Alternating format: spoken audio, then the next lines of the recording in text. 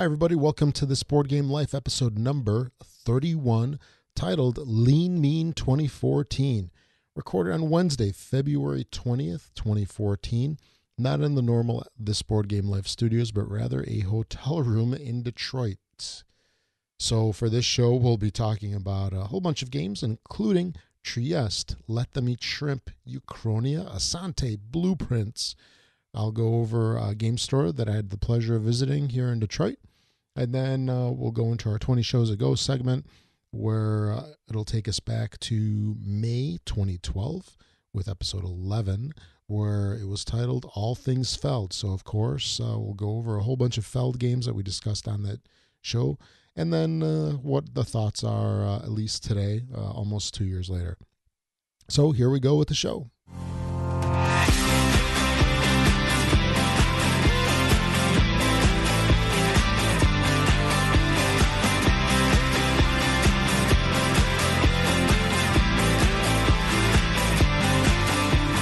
We're back with another episode of This Board Game Life. It's so good to have you back. I'm Rob, your host for the show.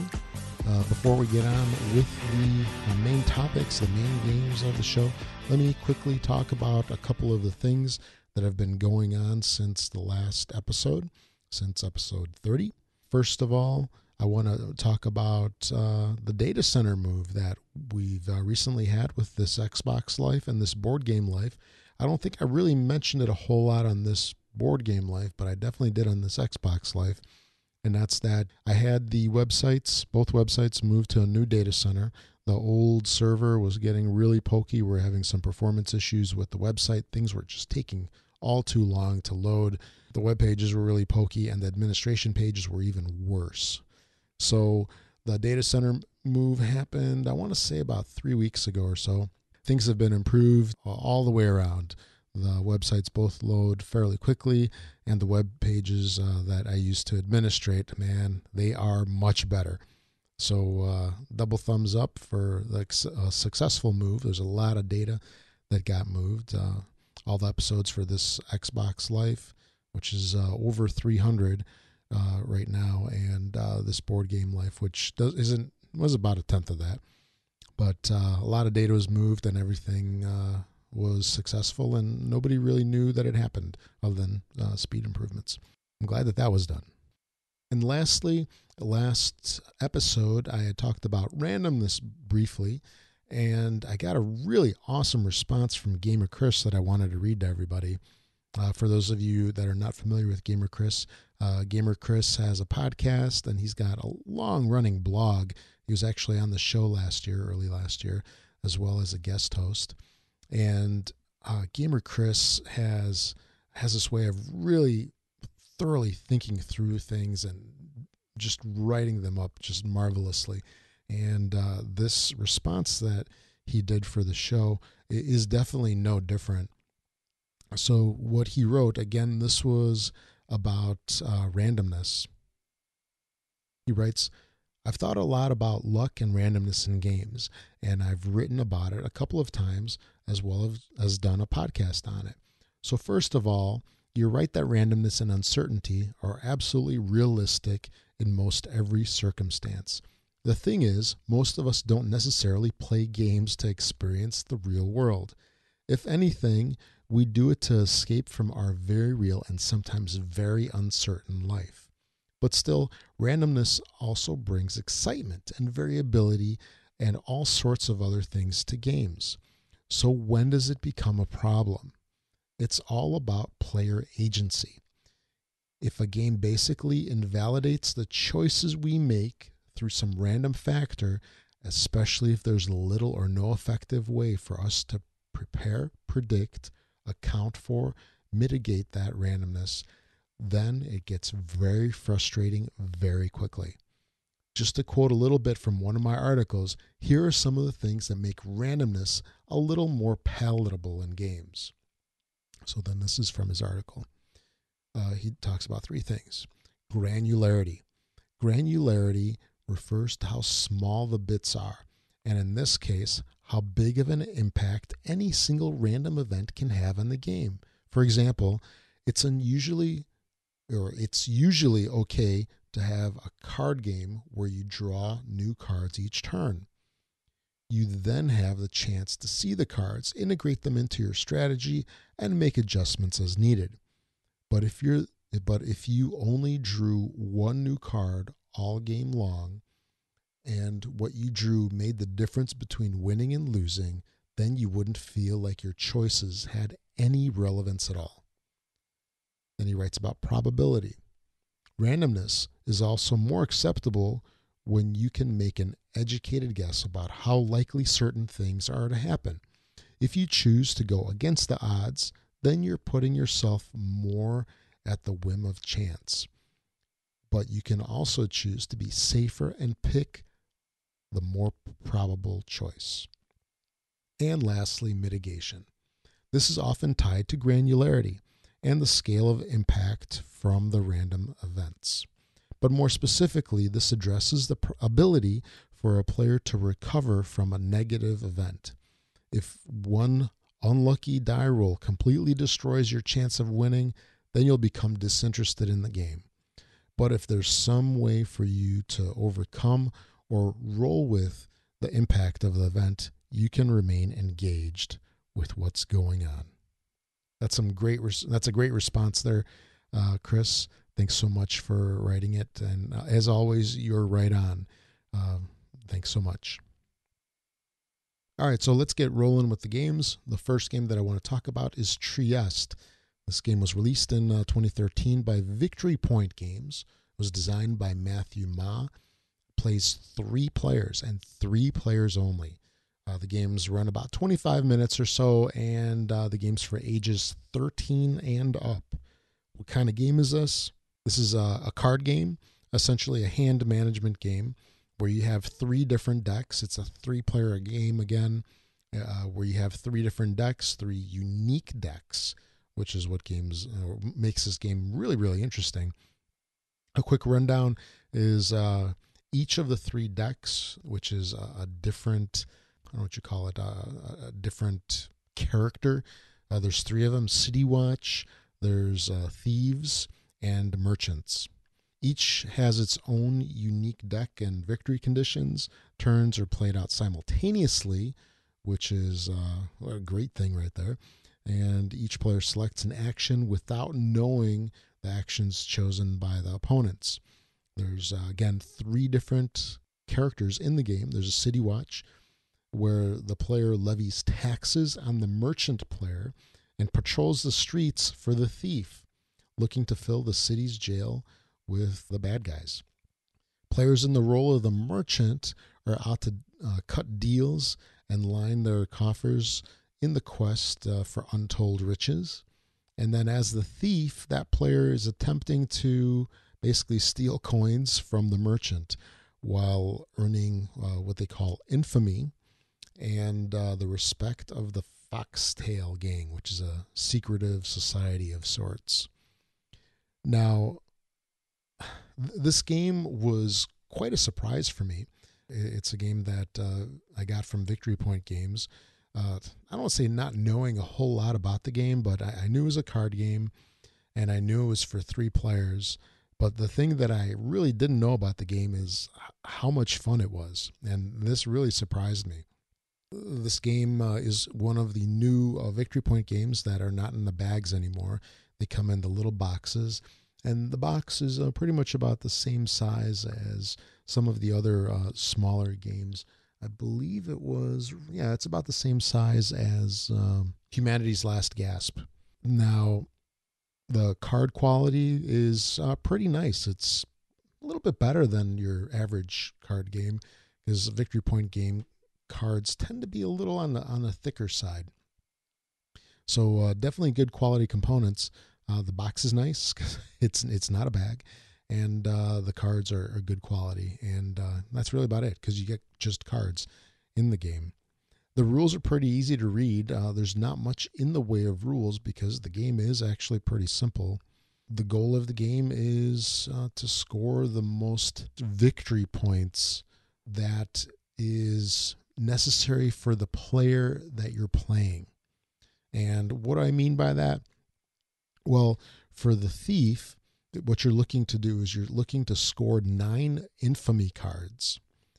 Then the City Watch, their whole goal is to capture 7 thieves, and the merchant's main goal is to get 11 coins. So one has infamy, one's looking to catch the bad guys. So the City Watch is kind of like cops.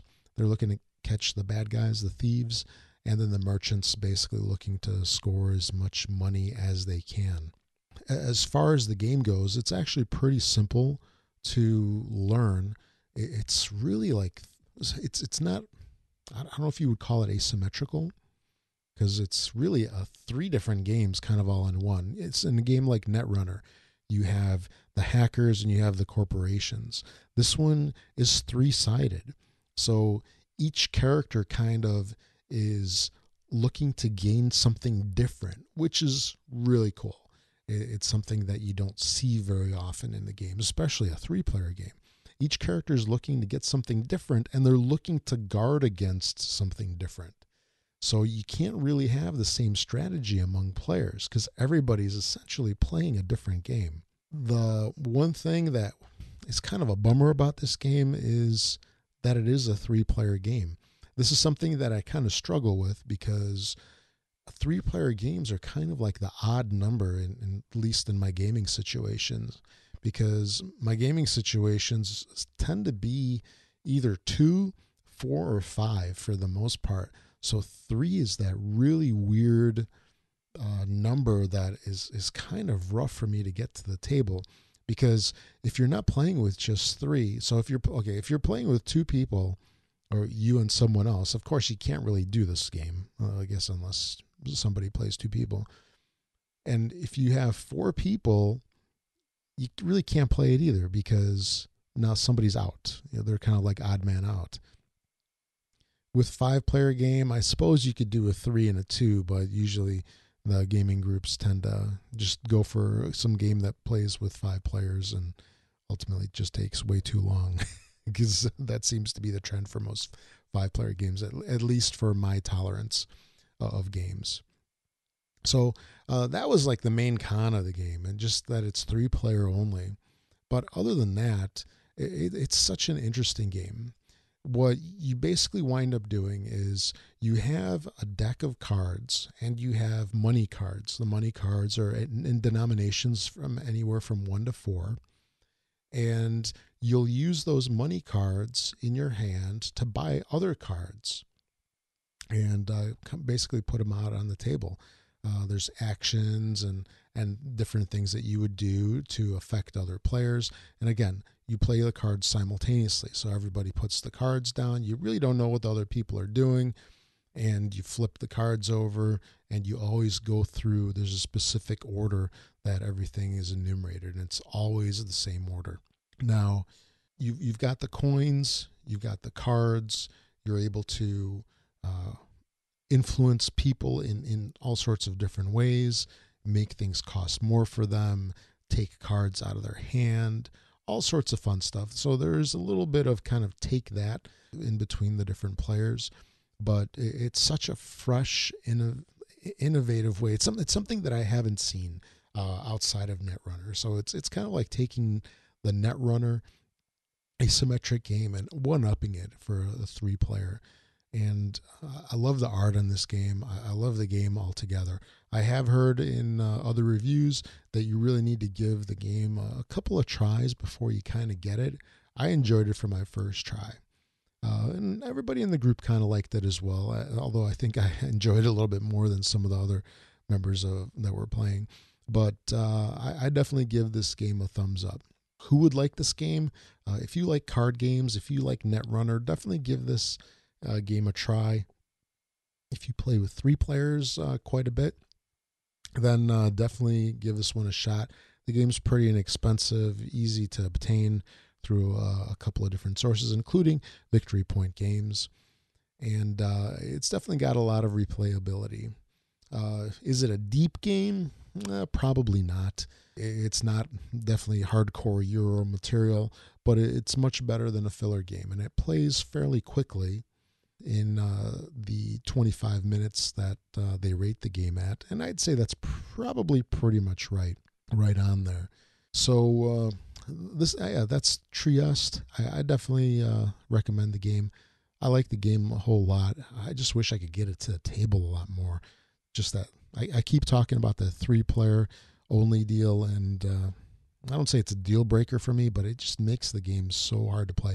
It's almost like, you know how some of the games that you might have just take forever to play, where a game might be 4 hours or more. This almost is kind of like in that same category of those games are so hard to get to the table because of the time length. This game's hard to get to the table just because of the player count. And again, your group can be different. Hopefully it is. But Trieste, double thumbs up from me. And thanks Victory Point Games for making such a fun little game. The next game I want to talk about is Let Them Eat Shrimp. This is a game that is currently on Kickstarter. It's designed by Steve Finn of Dr. Finn's Games. If you're not familiar with Steve Finn and Dr. Finn's Games, they've done a whole bunch of really awesome games, including Gunrunners and Biblios. Biblios is probably the game that everybody's most familiar with. A couple others are Scripts and Scribes, which is kind of like Biblios, and also the Scripts and Scribes, the dice game. This is a game for 2 to 5 people, ages 8 and up. It plays in about 20 minutes or so. It's a tile placement board game. Quick rundown is that you swim, spawn, and eat shrimp while avoiding sharks, and Let Them Eat Shrimp players place fish tiles in various geometric shapes in an effort to spawn by covering fish eggs on the board and receive more fish tiles. The fish can also eat shrimp to gain victory points and must avoid sharks, which will eat your fish, fish eggs, and shrimp. So in this game, you have a couple of boards that you place down on the table, and there's a couple different configurations that you can use. The boards will have triangles all over them, basically all just lumped together, and across some of these triangles, you'll have different aquatic creatures. There's shrimp, there's starfish, there's the sharks, and so forth. And what you do is you start off the game. Oh, you have 4 different shapes of tiles. You have hexagons, you have quadrangles, you have diamonds, and triangles. And what you're doing is every turn you'll place one of your tiles down on the board. If you don't cover anything, that's basically your move. If you don't cover any fish shapes on the board, that's pretty much your move, and you're done. The move moves over to the next player. If you place your shape over an existing animal or not animal, I keep saying animal, an existing sea creature that's on the board. For example, if you cover up a part of a shark, then what you have to do is you have to do the action associated with the creature that you covered up. And what I mean by that is that if it's a shark, what you do is you roll a die that has all the different shapes on it, and then it's got a starfish and a shark on it, so it's 6-sided die. You roll this die, and whatever creature that it rolls upon, you basically have to remove from your personal supply. Hopefully you have it in your personal supply. If not, then you have to discard one of your fish eggs that you have. If you run out of your fish eggs, you're basically knocked out of the game. And then the remaining players play. If there's nobody else, then the remaining, or if there's only one person left, then they're the winner. If there's more than one person, then they continue playing. If you roll a starfish die, which is pretty much the same die as what I just mentioned, you gain that creature or you gain that tile that you roll. So for example, if you roll a triangle, then you get a triangle out of the general supply and you put it into your personal supply. If you roll a shark, then you lose a fish egg. So again, you're getting closer to getting knocked out of the game. And if you roll a starfish, that's kind of like a wild. You get to choose whichever one you want to lose or to gain. Then if you cover up one of the fish shapes that are on the board, for example, triangle and quadrangle and all that, then what you wind up doing is you gain that from the supply. So it's a tile laying game of sorts where you put everything down, but it's got a lot more to it than just what you kind of see at initial glance, because there's actually a little bit of thought that needs to go into your selection of spots. And that's what really makes this game interesting, because in the basic game, which is kind of simplified, it's really good for when you're playing with children.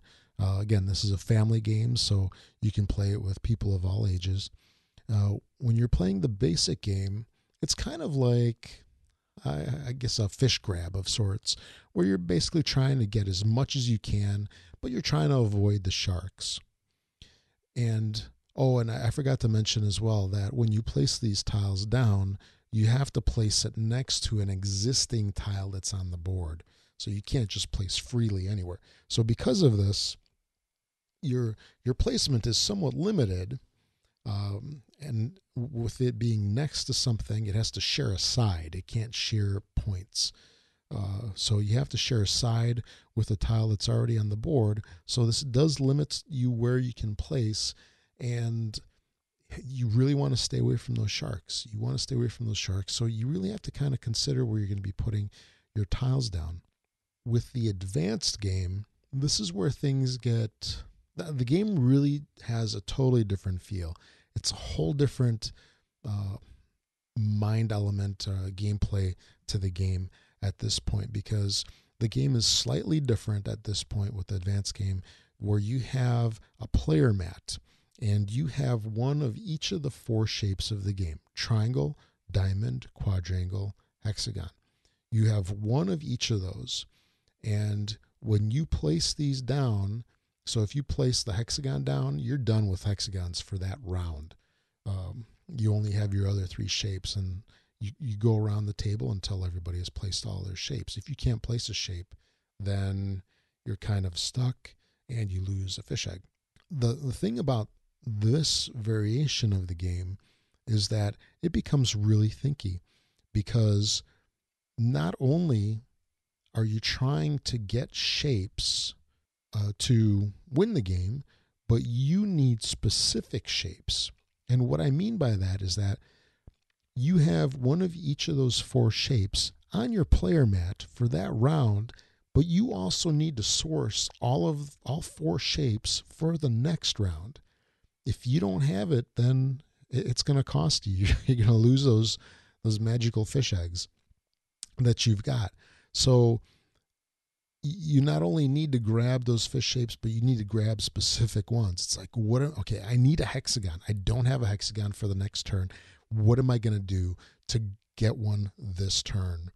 If you try to go on top of a starfish and you want to roll that starfish and hopefully gain one that way, it's not a sure thing, because you could roll another shape and not get the one that you're looking for, or worse yet, you can roll a shark. And sharks all around bad when you try to place something on those things anyway, at least on the board. So it's got quite a bit of variability, and the advanced game is so much different than the base game. It almost has a totally different feel to it. And I really like how Dr. Finn's Games has built all these different feels into the game. You can play that light game when you're playing with the family, and then you can play that more advanced game when you're looking to play either with your game group or when you're looking for more of a challenge. Well, hopefully when the kids are grown, or when they're in bed and you're playing the game. But I really enjoy this game. I've played this game with my wife, and she's really enjoyed it. She knows what she likes, and a lot of games kind of don't do it for her, but she really enjoyed this one. She kept asking me to play it again and again and again, and I gladly did so, because I enjoyed this game well enough myself. So this game's out on Kickstarter right now. I'll definitely give it a shot. I've done a video for Dr. Finn's Games for this game where I went through a pretty good explanation of what this game is like. I was using the prototype components, so the components that Dr. Finn's Games has come up with since then are awesome. I love the art that they've done for this game. So definitely give that a shot. It's pretty close to being funded at the time of this recording, but yeah, definitely check that out. So overall, I really enjoy this game a lot. Definitely would recommend this. It's not really for the hardcore Euro game crowd. It's a little bit of a lighter game, but it can kind of go in family territory, and it can go into like medium weight fun games. So definitely give it a shot. Check out the Kickstarter page and hopefully give it a pledge. The next game to discuss is Uchronia. Hopefully I said that right, or Uchronia. I believe it's Uchronia. This was a game that was released in 2012 by Yellow, designed by Carl Chuddick. Carl designed a whole bunch of games, including Innovation and also Glory to Rome, I believe, as well. This is a game for 2 to 5 players, plays in about an hour. And again, an hour is really quick for this game. You'll definitely play it longer on your first run through. And it's for 14 and up, and with good reason. This is a card game. It's very similar to Glory to Rome if you've played that game. So it's got hand management, and it's got a board on the table that you use for various things. The cards have different purposes depending on what you're trying to do. Basically, in this game, you're the patriarch of the great Uchronian noble house, competing for or with other houses that commit their wealth to building the city, enriching it with new constructions, and striving to win over the people. Box and bits for this game are pretty nice. I love the art for this. Yellow has done a really nice job with this, especially in comparison to Glory to Rome, which sort of has so-so art. In my opinion, I guess that so-so is being kind. Color blindness is kind of an issue for this game. The colors are not as... they don't contrast as much as I would like. There is, I don't know what color you would call it. It's like some pinkish or something color that can kind of blend in with the black, gray, whatever color it is. And there's like an orange. These colors are kind of a mess for me. With the right lighting, it's not as bad, at least for my eyes. For other people, it might be worse. This is kind of a big deal with this game, and I usually find myself asking, is this color? Is this color throughout the playtime of the game? The insert on it's pretty nice, a typical card insert. There are 2 different kinds of cards. So you've got that really small size, the little mini cards. There's a huge stack of them. This thing is probably like 2-3 inches tall. So there's a lot of those cards. And there's these large square cards that are the building cards. And I kind of don't like square cards. I find them hard to shuffle. And what happened with this game, at least with a copy that I got, is that the square building cards didn't get the corners rounded.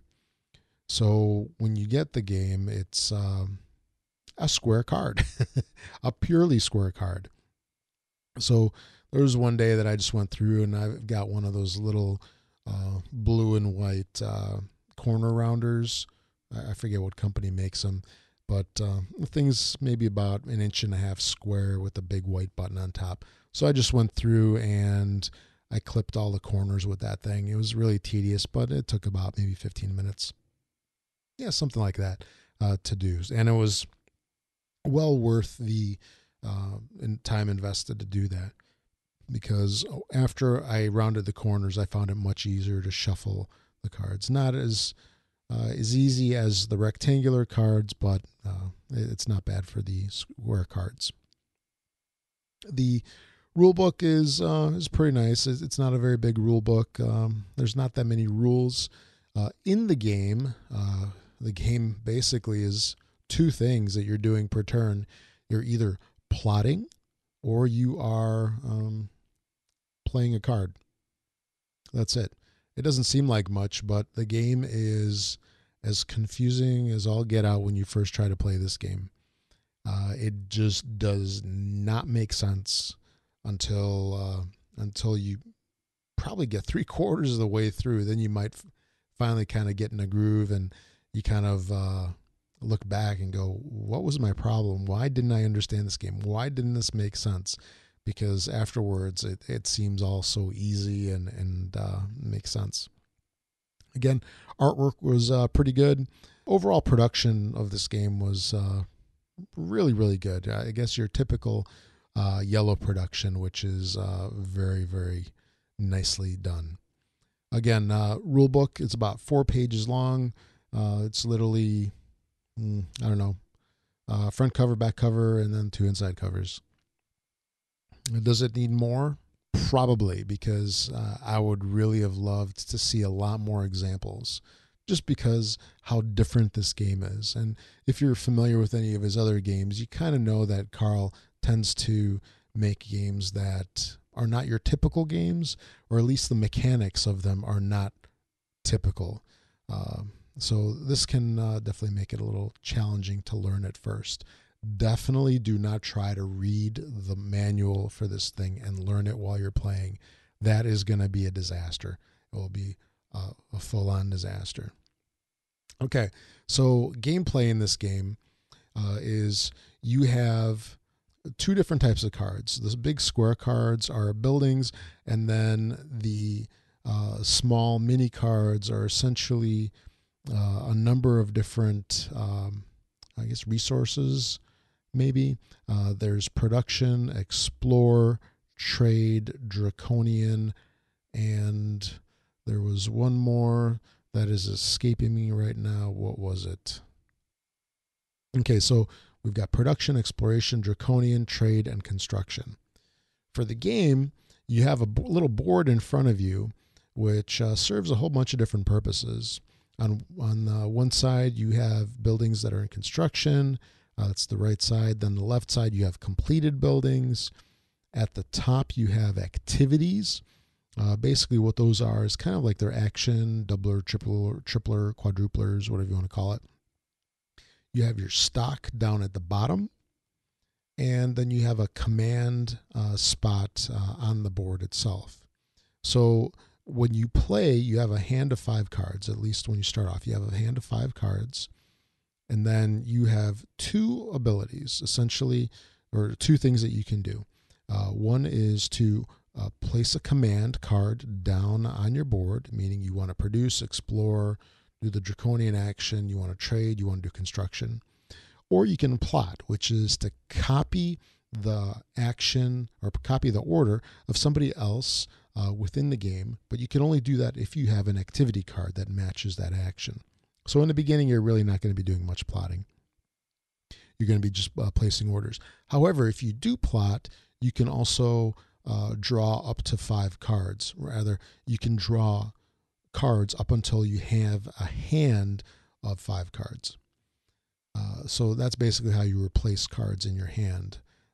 You can also plot without doing an action if you don't have an activity card of somebody and just draw the cards.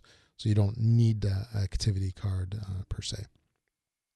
The other thing you can do, again, is to do an order, and then the different cards do different things. So a production lets you take a card from the forum, which is all these cards in the center of the table, and you place it into your stock. Explore lets you take a card from your hand and put it into your stock. Trade lets you move a card from your stock into your activities area, which basically are card doublers, triplers, quadruplers, etc. And then you have the construction ability, which lets you start building a building or to continue building a building by moving resources from your stock onto a building until it's built. And the buildings will usually have a number on them in the upper left-hand corner that serves 2 purposes. It's the points value, at the end of the game for that building. So, for example, if it's 2, it's worth 2 points.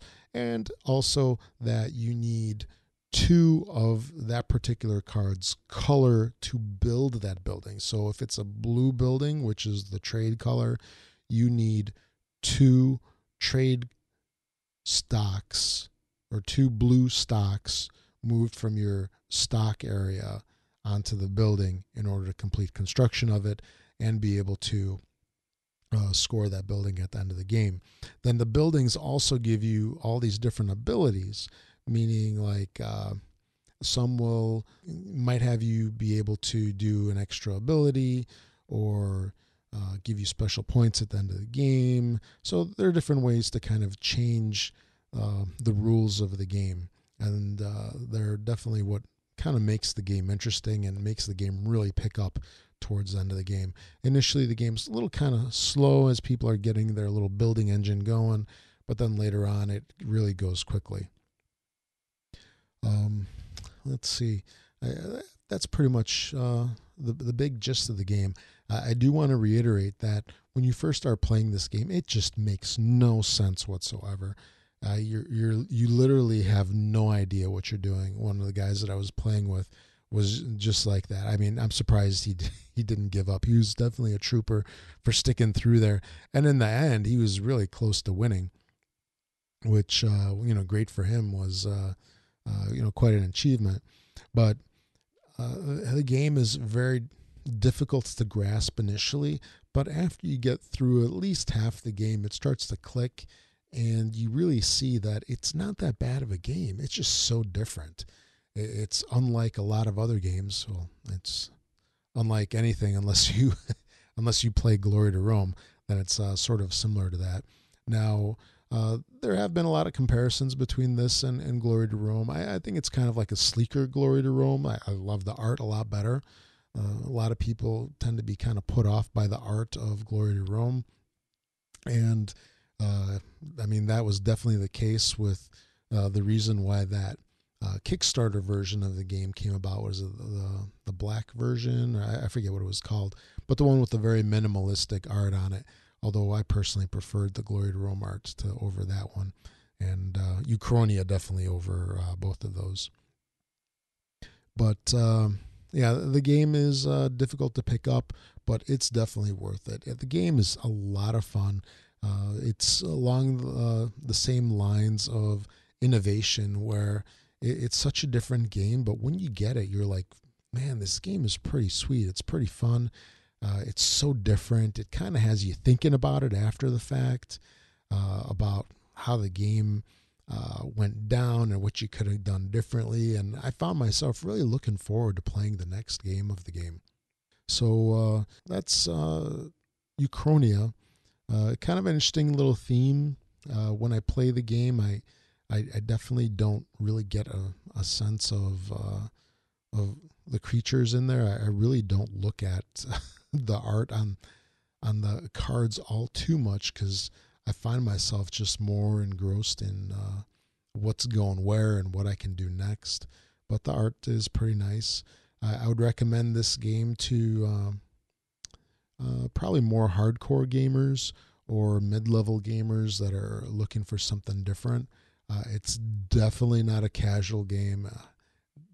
It's definitely not something you want to play with little kids, for sure. I mean, you'll have better luck hurting cats than trying to teach a little kid to play. Older kids will probably grasp it pretty good. But Uchronia is something that I definitely enjoy. I would definitely recommend it to people, but not for just anybody.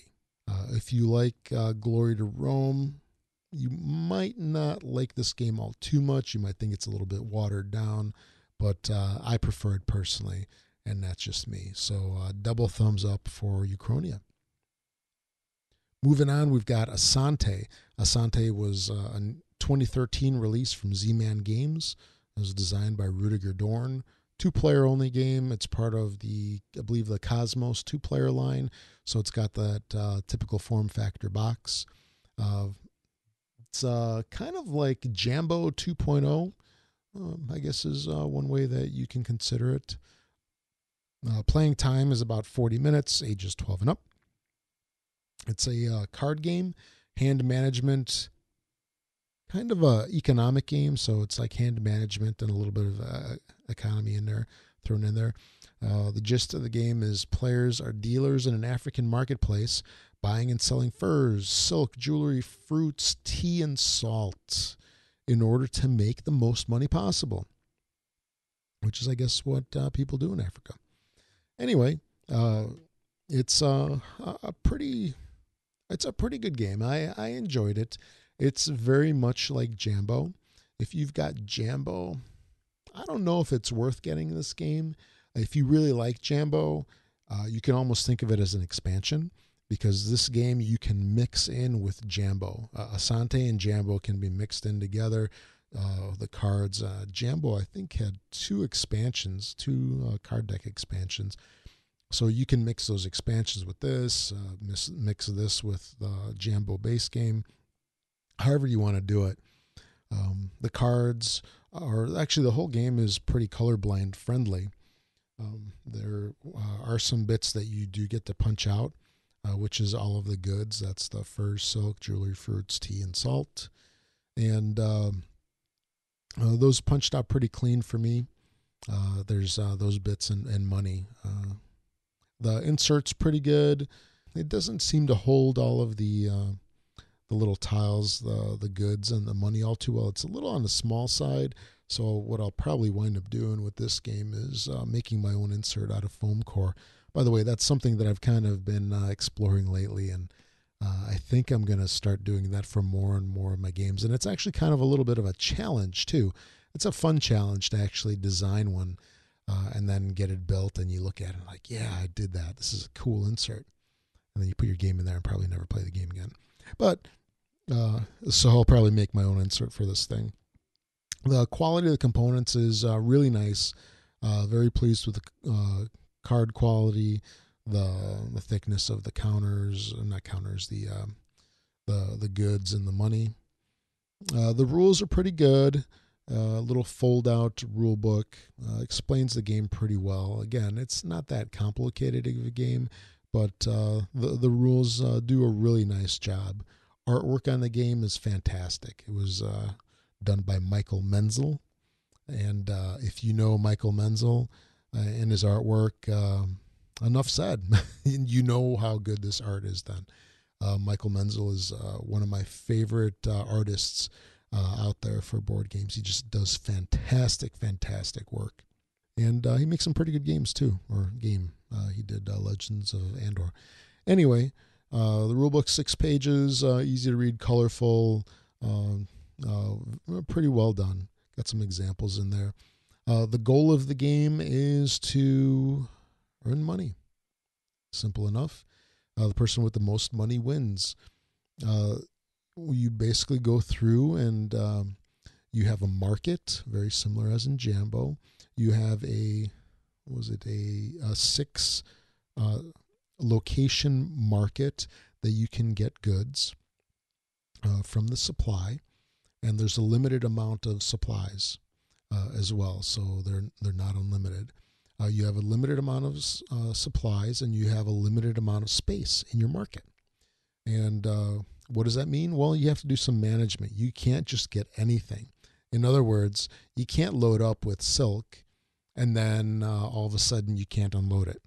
That's very, very poor management of your market. Basically, what you do is on the cards that you have in the game, you'll have goods cards or resource cards, which will have a number of different things on them. So, for example, it'll have a fur, a silk, and a piece of jewelry. And then there's 2 numbers. In the lower left-hand corner is how much money it costs to buy those 3. And what you do is you pay the money, and then you buy those 3. So, again, I believe I said fur, silk, and jewelry. If you purchase that, let's say for 2, you pay the $2, and then you take those 3 tiles and you place them in your market. If you don't have the room for them, you can't get them. You just have to remember that. And then what you do is, at least to earn money, is you get another card, which hopefully, let's say if it has silk and jewelry. It'll have a purchase cost and a sell cost. The sell cost is on the right-hand side. And then you would, let's say, sell those two things that you got 3 earlier. Now you're selling 2 of them. You might sell those 2 for $5, at which point you discard that card. You take your 2 things, put them back in a supply, and you collect 5 money. The person who gets to a set amount of money is the winner. In addition to the goods cards that I just talked about, there's also artifacts, people, and animals, which is somewhat similar to Jambo. The animals and the people affect the players somehow. So, as an example, one card might wipe out somebody's market, or actually, there's one card where when you play this action, you flush your card out, you flush your market out, and you copy your opponent's market. So if you've got one thing in there, you can clear that thing out and get 5 that your opponent has, which is a quick way to gain things. Some of those things are bad, some things are good, or good for you, or bad for the opponent. But you can play these cards on anybody, technically. There's also some holy places cards in front of you, and there's 3 of them, which are essentially 3 different locations that you can play artifacts on. And artifacts are essentially a changing ability that sticks with you from round to round. And what I mean by that is, as an example, you might get something that gives you not an extra action, but let's say I can't think of anything right now. It just lets you do a certain action. And what you can do is you can do that and then tap the card. And then next turn, you untap and you have it available for you. So it's like having a card in your hand that you don't have to discard. You can use it from turn to turn. And I did kind of leave out a very important thing in this game, and that's that every turn, how it functions is this. You have the ability to do 5 different actions per turn, okay? And in the beginning, you can draw a card. So your first action would be to draw a card, and you can look at it. If you decide to keep it, you're done drawing cards. You now move into the play action or play cards phase. If you don't like that card, you can discard it, and you can use your second action to draw another card. And you can keep going this way until you either A, keep a card, or you run out of actions, you run out of your 5 actions.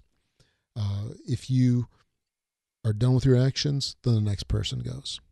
If you've moved on from the drawing card phase, let's say you did that on your second action, you kept that second card, you can now have 3 actions that you can do in the play card phase.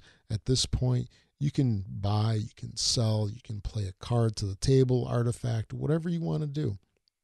And that's something that's kind of interesting because it kind of leaves you open to kind of do whatever you want. And you can do 5 things of whatever you want. Some cards like have extra actions. You get benefits if you have 2 actions left, like you get money if you don't use up all your actions. There's a whole bunch of variability in this thing, and you can play the game smart. You can play it not so smart if you just go through burning up all your actions. But the games are really interesting. It's kind of a lighter game. It's one that I enjoy well enough. It's not something that I'd probably just be clamoring to get to the table, but it is a fun game, don't get me wrong. It's basically more Jambo. If you like Jambo, you'll probably like this game. If you don't like Jambo, you can probably go elsewhere. And if you don't like Jambo, you don't go into this game thinking that you'll find something interesting in it, because, like I said, it's more Jambo. It's really kind of like the 3rd expansion to the game, or here's a good way to look at it. It's a standalone expansion to Jambo. The game's good. It's another fine 2-player game in the Cosmos line. I'd recommend it for couples gamers, and if you like Jambo, definitely give this thing a shot. And it's fun enough to play and use up like half an hour in the afternoon, and then move on to something maybe a little more meatier. So that's Asante. Definitely recommend this one only to certain people. Then the next game is Blueprints. This is a game released in 2013 by Z-Man. It was designed by Yves Torigny. Plays 2 to 4 people in about 30 minutes, ages 12 and up.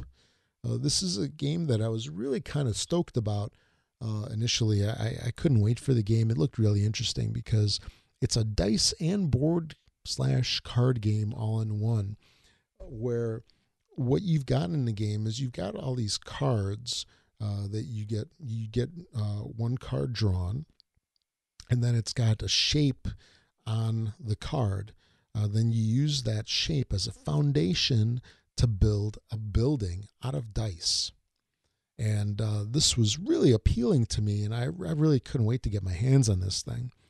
City building is something that I always kind of found interesting, and I love dice games, and this looked really cool, just being able to stack these dice in these different configurations, trying to match whatever that particular card is requiring you to do.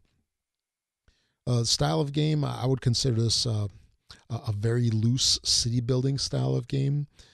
Quick rundown is players are architects who must use different colored dice to build 3 different structures from blueprints. With 3 different structures, it means there's 3 rounds in the game.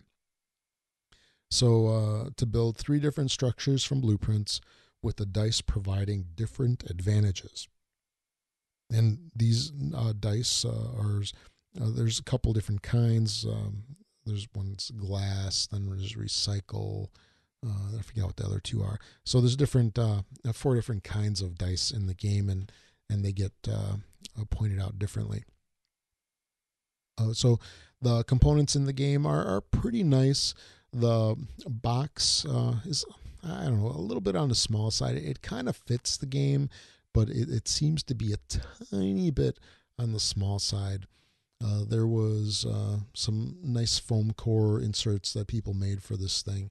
I don't know if I'll go that far with this game, but it is a little bit on the small side.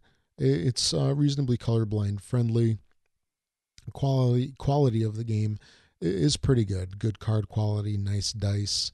There is a bag that this game comes with for the dice. It's one of those, not quite Quarrier style, but you place all the dice in the bag and then you draw from the bag.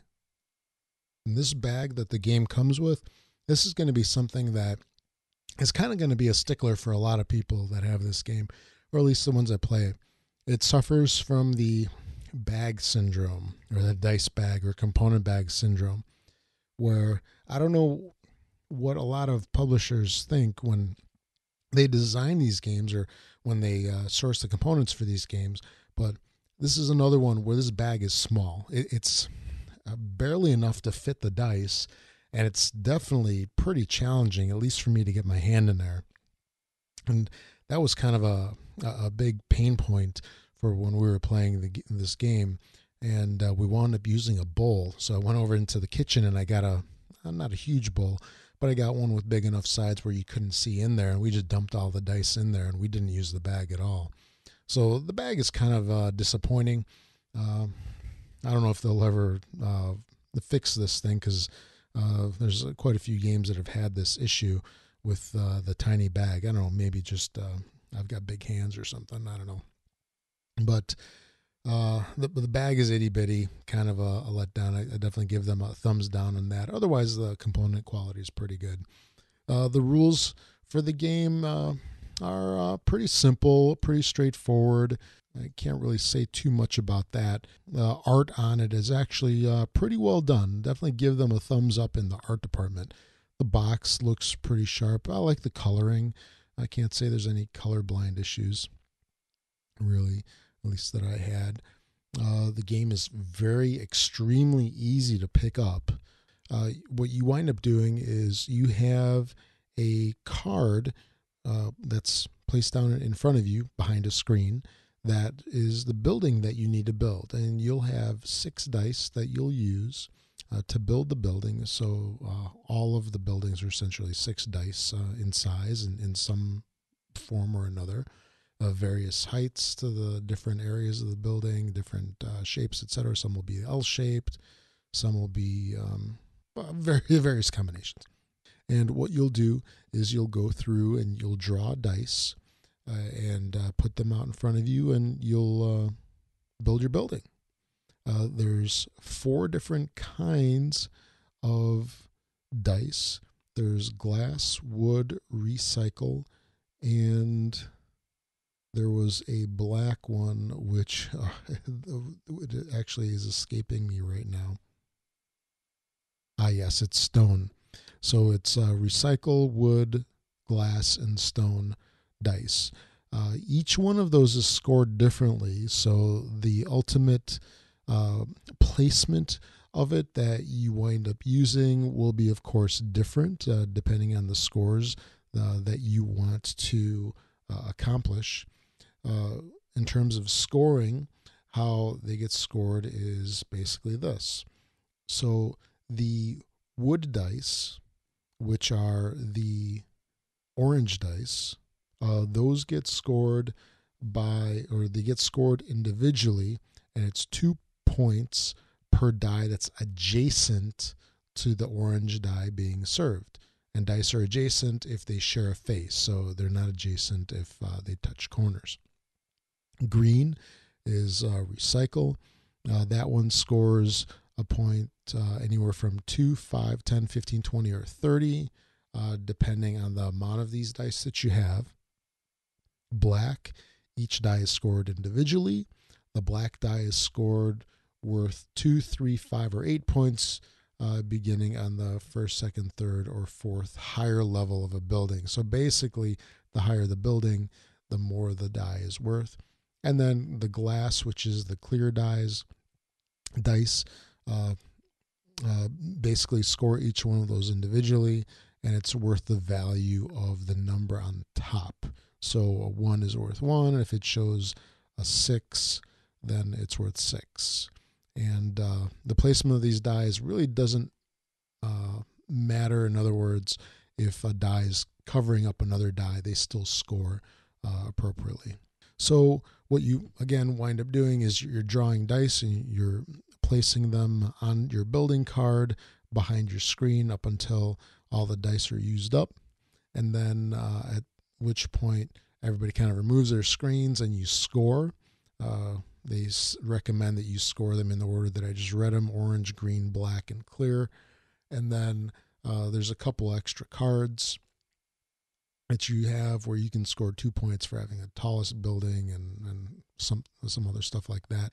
And if you win, then you also get an extra card. So basically, if you win, you get extra points.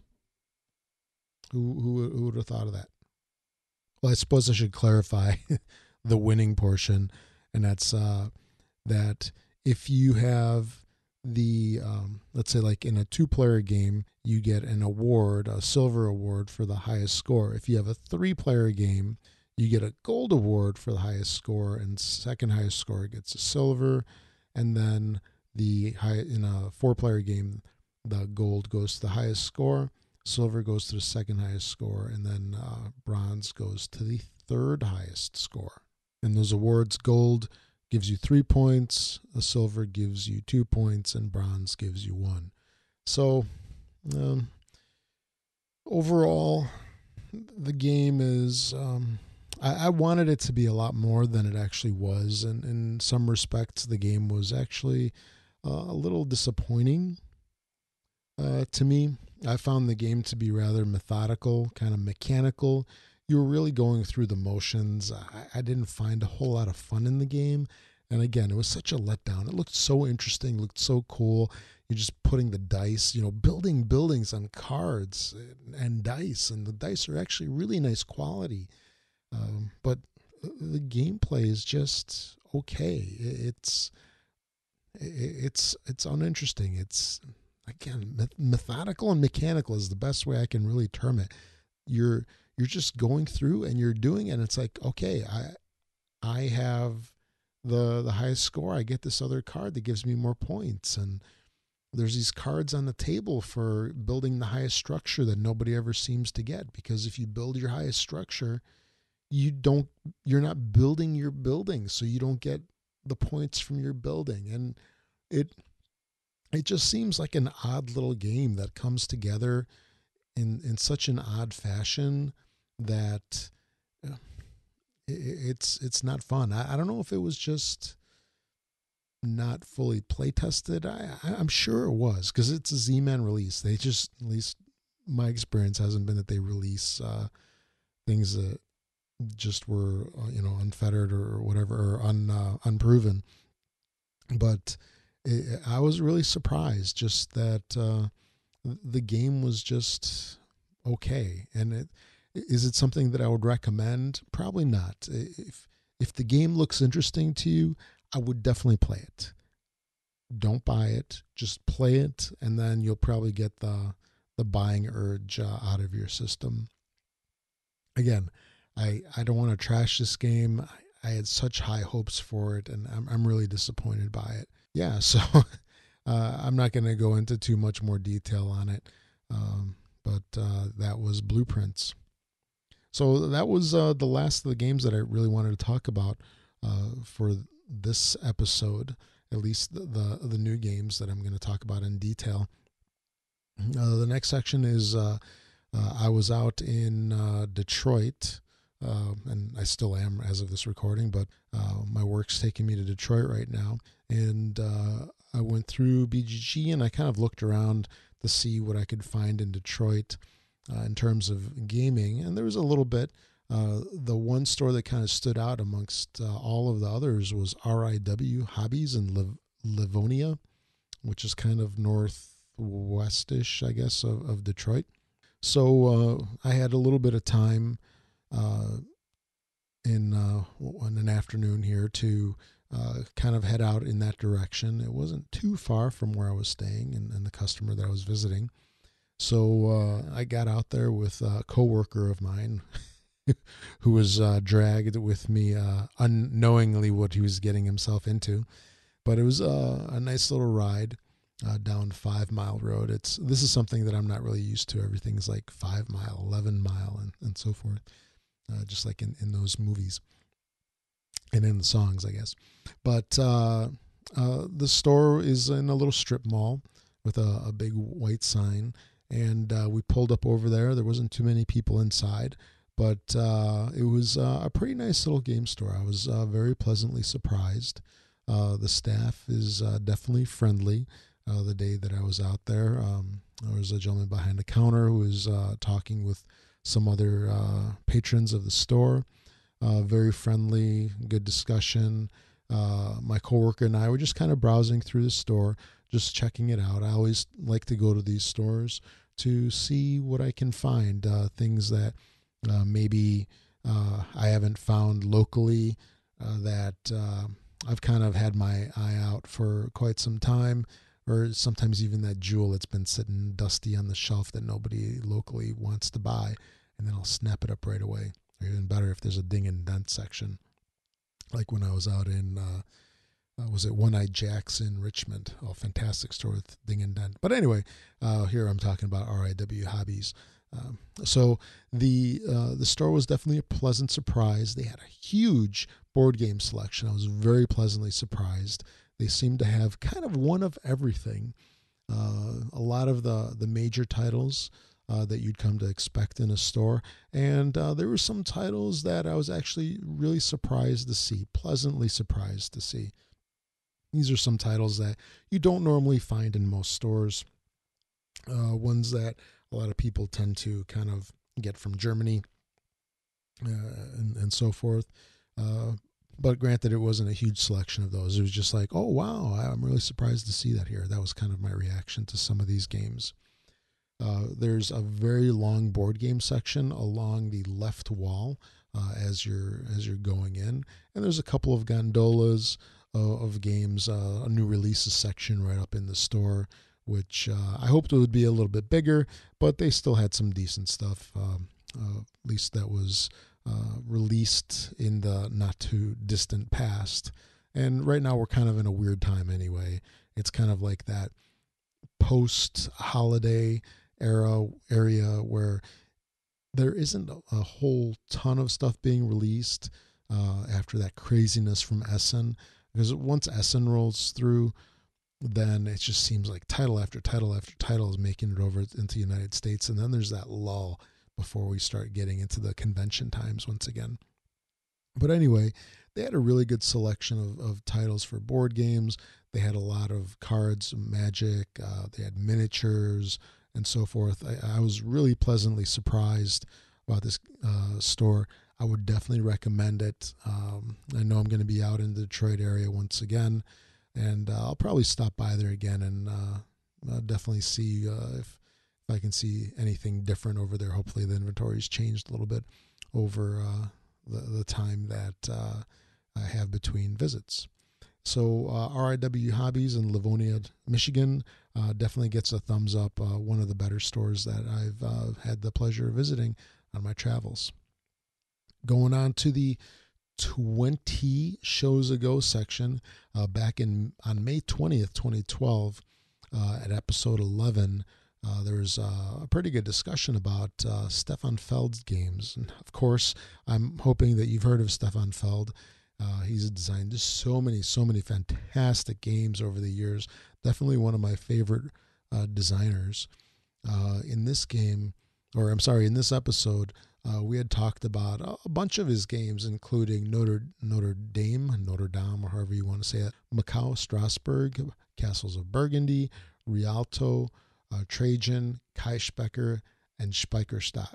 Now, Stefan Feld just makes some fantastic games, and I'll go through a couple of these things, and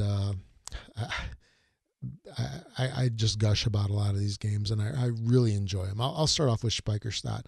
So Speicherstadt is a game that is up on Yucata. .de, of course, available as an online version.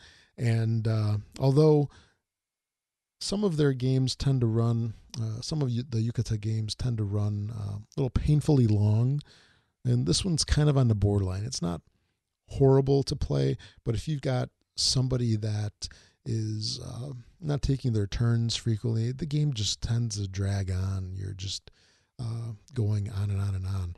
So anyway, with Speicherstadt, what you're basically doing is it starts off kind of as an auction game where you're placing meeples at the bottom of these buildings, and then kind of like the last meeple standing wins whatever the particular prize is.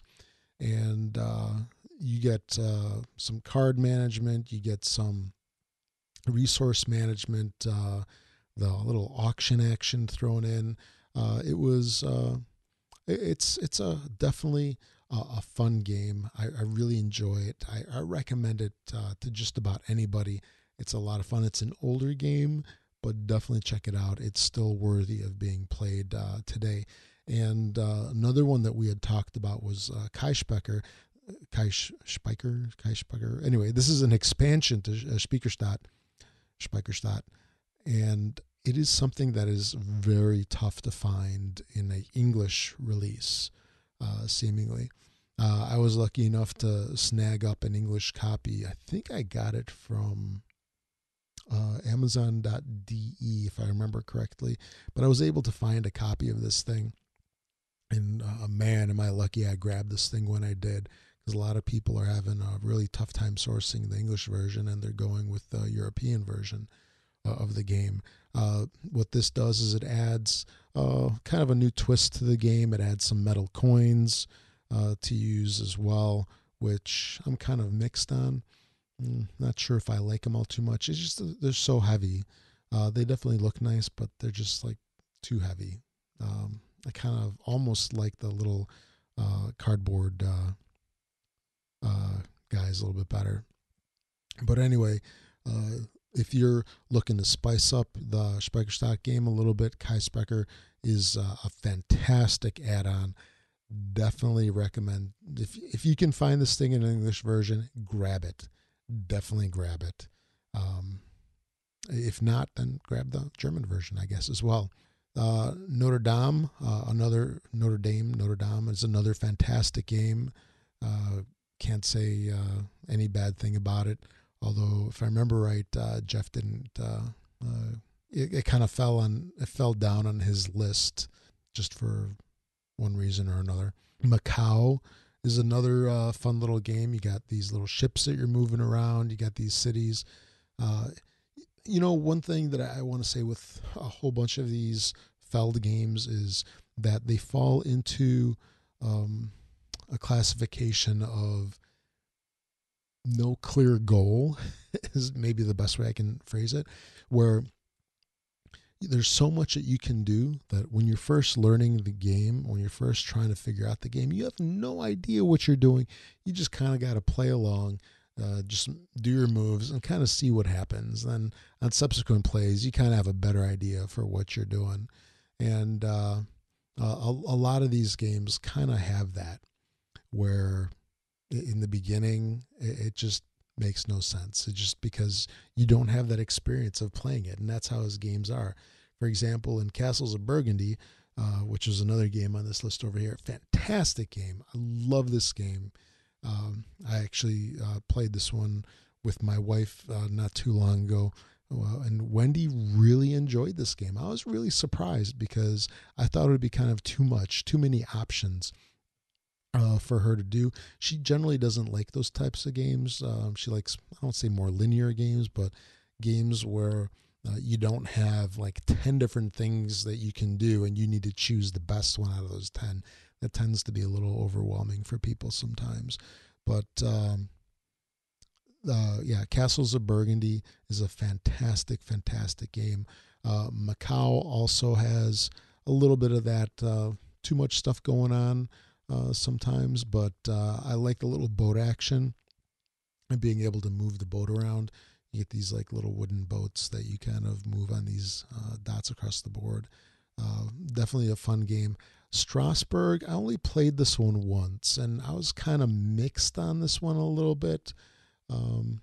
It's different. I need to play this one again to get a better sense of what I think about the game. It's on this whole list of games, it's probably on my bottom between Notre Dame, Macau, Strasbourg, Burgundy, Castles of Burgundy, Rialto, Trajan, Kaiserslautern, and Speicherstadt. Rialto is a newer game. I believe this came out, it was rarely available in the beginning of 2013 or so, but I believe it came out earlier. I didn't care for this one too much. I still had fun with it, but it was just an okay. Stefan Feld game for me. Trajan, fantastic, wonderful game. Again, this one is available on one of the online sites, so you can play it online. And I believe Castles of Burgundy is too. Yeah, all of these are fantastic games. If you're a Stefan Feld fan, I'm sure you've heard of them. I'm sure you've played them. If you're not a Stefan Feld fan, if you don't know who he is, you need to find out who he is, and you need to play his games. If you're new to the hobby, definitely give Castles of Burgundy a try. That's a wonderful game. So that's 20 shows ago where we talked about Stefan Feld. And I believe that's pretty much about it for this episode of This Board Game Life. Kind of a recap, final thoughts on the different games that I talked about. First off, we talked about Trieste. This was a 3-player game that has, I believe it's called asynchronous play, where each player plays a different role and essentially has a different goal in a different game. They play the game differently. You can technically, once you learn how to play the thief, for example, you could switch and play the city watch and kind of have a new game experience altogether with different strategies. It's a really wonderful game. I was pleasantly surprised for it.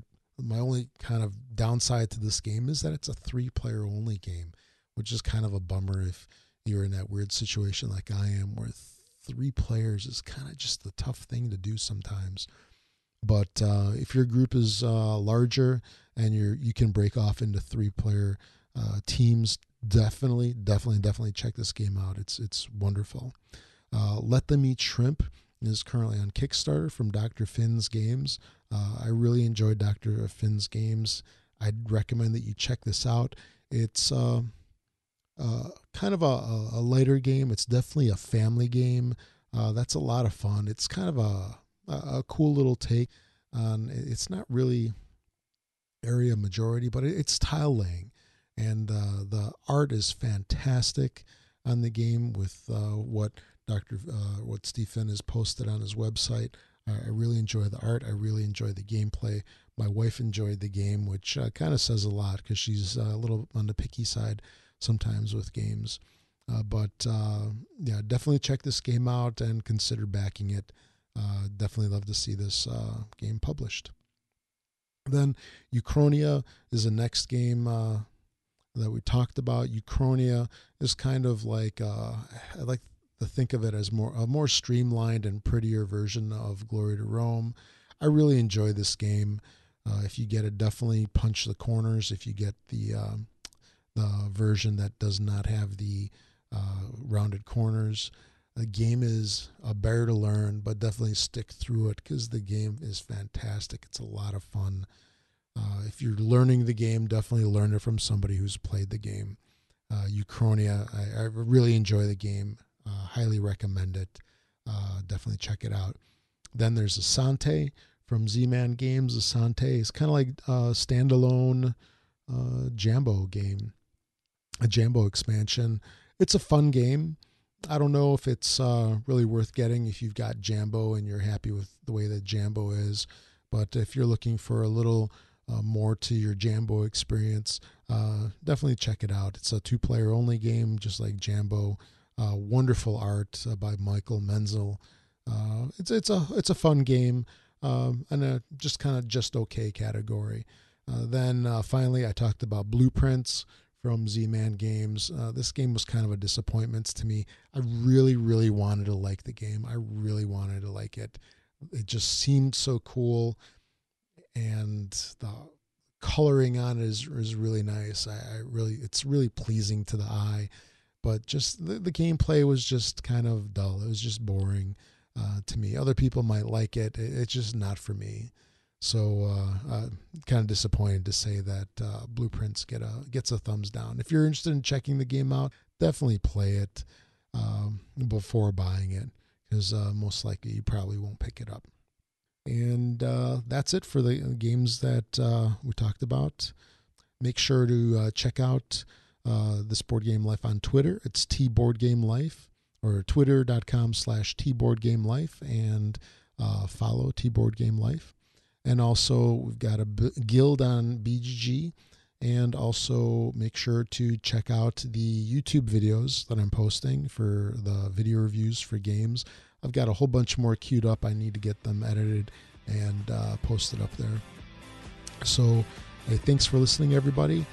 Again, I'm Rob with This Board Game Life, and we'll catch you all next time around.